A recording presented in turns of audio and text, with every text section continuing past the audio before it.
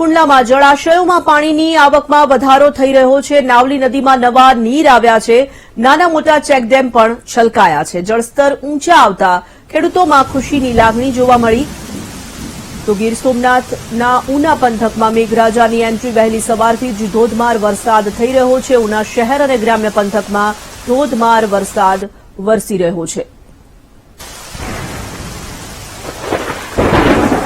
તાલુકાના જળાશયોમાં પણ પાણીની આવકમાં સતત વધારો થઈ રહ્યો છે। જળસ્તર ઊંચા આવી રહ્યા છે। અમરેલીમાં સતત વરસી રહ્યો છે વરસાદ। સાવરકુંડલાના અનેક વિસ્તારોમાં ધોધમાર વરસાદ છે। અનેક જળાશયોમાં નવા નીરની આવક, નદી નાળા પણ સતત છલકાઈ રહ્યા છે।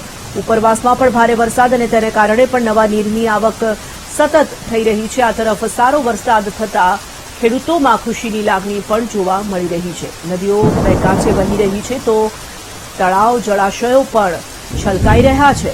સાવરકુંડલામાં સતત વરસી રહ્યો છે ભારે વરસાદ। આગામી દિવસોમાં પણ ભારે વરસાદની આગાહી કરવામાં આવી છે। સંવાદદાતા દિલીપ જોડાઈ ચૂક્યા છે ફોન લાઈન પર। દિલીપ, અમરેલીમાં પણ સારો એવો વરસાદ થઈ રહ્યો છે। નદી નાળામાં પણ સતત નવા નીરની આવક નોંધાઈ રહી છે।